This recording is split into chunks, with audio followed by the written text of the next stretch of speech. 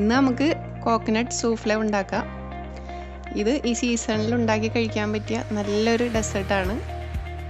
അപ്പോൾ അത് എങ്ങനെ ഉണ്ടാക്കുന്നതെന്ന് നമുക്ക് നോക്കാം.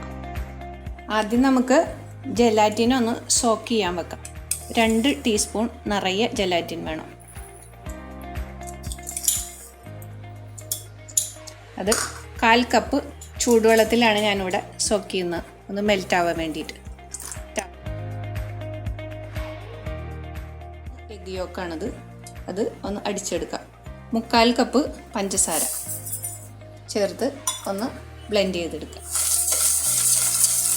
ഇതിനോടൊപ്പം ഒരു 1/2 ടിൻ കണ്ടൻസ്ഡ് മിൽക്ക് ആഡ് ചെയ്യാം.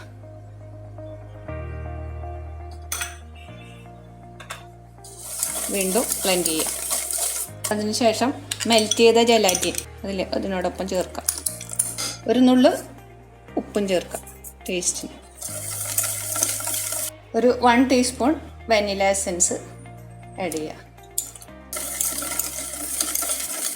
ഒരു തേങ്ങയിൽ നിന്ന് എടുത്ത 1/2 കപ്പ് കട്ടിയുള്ള തേങ്ങാപ്പാലാണിത്. അത് ഞാൻ ഇതിനോടൊപ്പം ചേർക്കുന്നുണ്ട്. ചെയ്ത് കൊടുക്കാം. ശേഷം നമുക്കിത് ഡബിൾ ബോയിൽ ചെയ്തെടുക്കാം. ഒരു പരന്ന പാത്രത്തിൽ പകുതിയോളം വെള്ളം അടുപ്പിൽ വെച്ച് തിളക്കാൻ വെക്കുക. അതിൻ്റെ അകത്ത് വെച്ചാണ് നമ്മൾ ഡബിൾ ബോയിൽ ചെയ്തെടുക്കുന്നത്. അപ്പോൾ വെള്ളം തിളക്കുന്നുണ്ട്, നമുക്കിത് ഇതിൻ്റെ അകത്ത് ഇറക്കി വെക്കാം. എന്നിട്ട് കൈയെടുക്കാതെ ഇളക്കി കൊടുക്കണം. ഡയറക്റ്റായിട്ട് അടുപ്പിൽ വെച്ചാൽ ഇത് അടുക്കി പിടിക്കാൻ ചാൻസ് ഉണ്ട്. അതുകൊണ്ടാണ് ഇങ്ങനെ ചെയ്യുന്നത്. നന്നായിട്ട് തിളക്കേണ്ട ആവശ്യമില്ല. ബബിൾസ് ഇങ്ങനെ മേലെ വന്നു കഴിയുമ്പോഴത്തേനും നമുക്കിത് ഫ്ലെയിം ഓഫ് ചെയ്യാം. ഇതിപ്പോൾ ഏകദേശം ബോയിലാവാനായിട്ടുണ്ട്. ഇനി നമുക്കിത് ഇറക്കി വെക്കാം. ഇറക്കി വെച്ചതിന് ശേഷം ഇത് നന്നായി തണുക്കാൻ വെക്കാം. ഇനി നമുക്ക് എഗ്ഗ് വൈറ്റ് ബീറ്റ് ചെയ്തെടുക്കാം.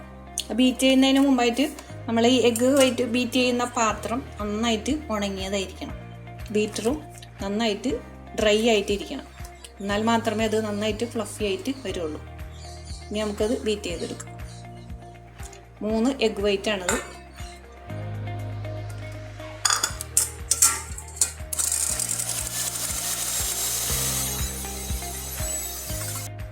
ഇതിനോടൊപ്പം 1/2 കപ്പ് പൊടിച്ച പഞ്ചസാരയാണ്, അത് ചേർത്ത് കൊടുക്കുക.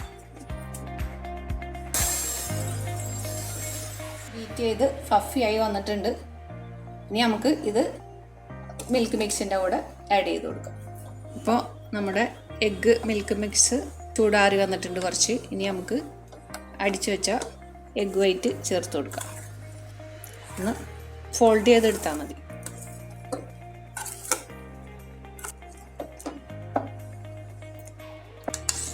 ഇതിൻ്റെ കൂടെ എടുത്തു വച്ചിരിക്കുന്ന 1/2 കപ്പ് ഫ്രഷ് ക്രീം നന്നായി ഒന്ന് മിക്സ് ചെയ്തതിന് ശേഷം ഇതിനോട് ആഡ് ചെയ്ത് കൊടുക്കാം. അപ്പോൾ നമ്മുടെ പുഡിംഗ് മിക്സ് റെഡി ആയിട്ടുണ്ട്. ഇനി നമുക്കത് സെറ്റാവാൻ വേണ്ടി പുഡിംഗ് ഡിഷിലേക്ക് മാറ്റാം.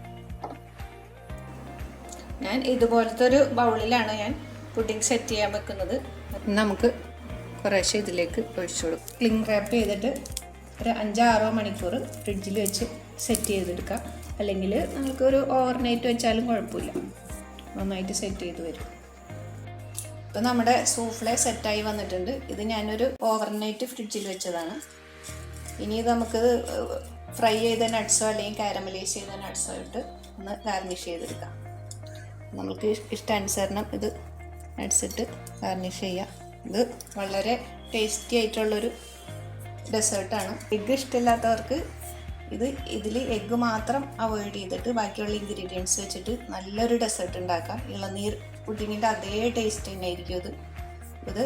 മസ്റ്റായിട്ടും നിങ്ങളൊന്ന് ട്രൈ ചെയ്ത് നോക്കണം.